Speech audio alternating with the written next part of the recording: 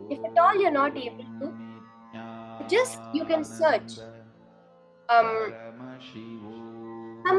objects, you can scan it, and later you can verify again. Like something on Google, you can just search for random objects on Google and scan what they are. Let your third eye see. Through all three eyes, you have to look at the Atmamurti. It's not your just with your third eye, it'll be with all your three eyes. You'll look at the Atmamurti and you'll be able to see the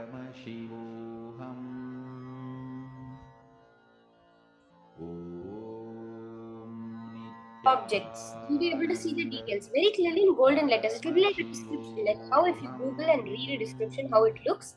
Exactly like that. Exactly like that, you'll be able to see the description. Like you'll see the letters coming like this object is from in different ways, very clearly, like a full, like you're reading out. Understand again and again. It's you are just reading it out. That's all you do during the power manifestation. Now also, when you're when you're doing the Akashic reading power about a certain object, the history, the details of that object, you're just going to read out whatever Paramashiva shows you, Atmamurti, whatever Kalabhairava is revealing to you. So even if you're not seeing anything, wait, connect back to Paramashiva and look. Again and again, look back till you see the golden letters on screen. Paramashivoham. Om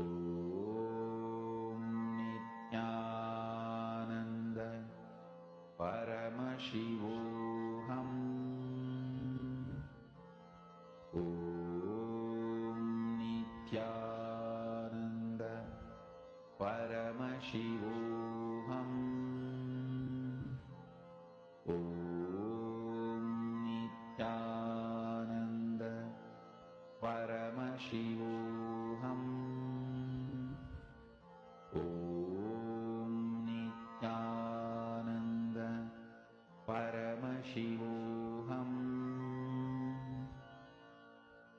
Om Nithyananda Paramashivoham. Om Nithyananda Paramashivoham. Om Nithyananda Paramashivoham. Om Nithyananda Paramashivoham. Om Nithyananda Paramashivoham. Om Nithyananda Paramashivoham. Om Nithyananda Paramashivoham. Om Nithyananda Paramashivoham. Om Nithyananda Paramashivoham. Om Nithyananda Paramashivoham. Om Nithyananda